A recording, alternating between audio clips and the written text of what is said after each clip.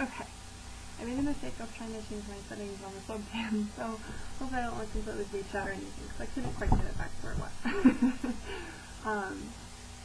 My idea for this talk came from actually our last one, when I just mentioned that I didn't like the movies as much as the books when it came to Harry Potter, and of course, how often do you do that? The movie wasn't as good as the book. As someone who likes to read, and in front of a lot of people who like to read, I hear this all the time. And it's funny because every time you think they're going to make a movie out of a book you love, you get so excited, and you're like, oh, this is fucking awesome, I can't wait to go see it, this is going to be great. Like, you want to see this image that you've had of this book brought to life on the real screen, and you want, like, maybe some of the things that you've had trouble picturing, you want to see how they captured it, or just whatever. And then you go, and they left this out, why did they add that? And you're disappointed, and you go, oh, well, the book was better. And seriously, it happens almost every single time, and you wonder why people even bother getting excited anymore, but I know I'm guilty of this, so. But then I was just thinking, why do people get so excited to see a movie of the book, and then be so disappointed by it? And I guess to tackle the first of these, I think people get so excited, like I was saying, is they want to see what they've been picturing and see if they're right. I think that's a big portion of it. People want to see if they're right. I know a lot of times in books there are things that I will picture for no reason, really, actually, and sometimes completely against what has actually been described in the books, but just you get these mental images and you can't get rid of them. And then I think people want to see that. They want to see the head's version of the book as a movie. Which, obviously, the only person who really gets to do that is the director, maybe, and even then, it's obviously not entirely their decision. So, I guess that's why people get so excited, and then I think that goes hand in hand with why I get so disappointed, because they get there, and it's not their version of it. It's not even the author's version of it. It's, a mix of the producer, the director, the screenwriter, everybody who had anything to do with it, all leaves their own little imprint, and you nitpick. And I think people can't help it because they feel like they have the right to it because they knew this and they liked it before the movie came out. You hear this all the time, right? I liked that before it was popular. People really want to be in on that first bandwagon, before the bandwagon. They want to be in there, like, hey, I liked this before they were popular, before you heard of them, I was already a fan. And everybody does this. I think it's a pretty common human thing.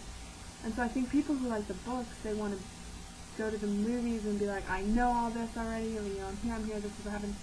And sometimes they get completely foiled because they'll be expecting something that just doesn't happen. It doesn't ever come to fruition because it didn't fit in the movie part or something, or it had to get shifted.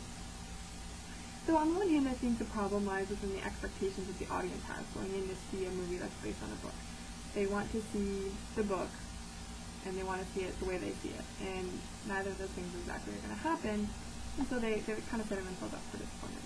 But on the other hand, I think this isn't entirely an audience problem. This isn't something that we need to shift as movie watchers. It's also a problem on the movie making side. And people, how often do you hear these days? Oh, people have such short attention spans. There's Twitter, there's BlackBerry, there's iPhones, they can't focus on anything, and they just need explosions, and okay, so that's where we get Transformers. But, okay, for those of us who aren't Michael Bay aficionados, like, we want the depth of the book. We don't want the depth of the book taken away, and I don't think movie makers appreciate that. I think they, and for, various reasons, okay, not various reasons, one reason, money, they make the movie that they think the lowest common denominator is going to want to go see. And so they cut out maybe the things that made you love the book in the first place, and every time you kind of hope it's going to be different, and you think, maybe they didn't, sacrifice the real meaning of the book for some cheap scene. Oh my goodness. One of the, obviously I just thought of an example. I love Lord of the Rings. Like I said, I love fantasy, I love science fiction, and Lord of the Rings is the definitive fantasy work.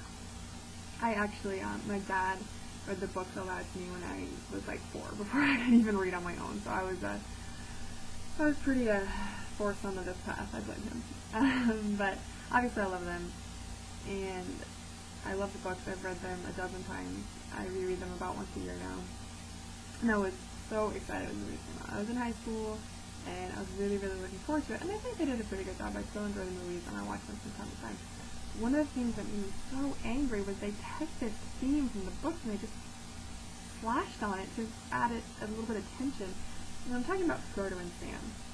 I think in the books you have just the bond between them is so inspiring, and of course it's a lot of slash fiction, but it isn't a romantic thing. It's a platonic thing, and you just see that when they lose everything else, they don't lose each other. And Sam would never give up on Frodo, and Frodo knows the eternal line with him. And in the movie, they were like, this eternal friendship, not as important, really, actually. We'd rather just cast Sam off, while they're going through the path of Tirthangal. And it made me so angry because it didn't add that much to the movie, I don't think. I don't think there was ever really this idea in people's minds that Sam was going to go back to the Shire or something while Frodo was running off into danger. And so you just get this, it just made me angry. It just completely changed the dynamic of their relationship. The Sam from the books that I read would never have left, and the Frodo from the books I read wouldn't have made him leave. I mean, not to say that Frodo wouldn't have been suspicious or anything, because obviously he was being a practice out of the ring, but anyway, this is one example of the times that I think movie makers sacrifice some of the deeper themes in order to get a superficial, plot point in that isn't that good to begin with. So, I suppose in summary, I think the reason that there's this phenomena of, I can't wait to see the movie or the book, and then, it wasn't very good, the book was better, is because both of audiences having unrealistic expectations and movie makers having underestimation of the audience. So it's a two-way street, and it's unfortunate, but I still get so excited every time I hear that they're going to make a movie out of a book I love, and I watch them every time, and they're good, usually, because if it's a good book, there's a reason it's a good book, and you can probably make a decent movie out of it. But it's unfortunate, and I hope someday that I will see movies made of books that I enjoy and will enjoy the movies just as much. So, that's my random thoughts on movie adaptations. See you next time.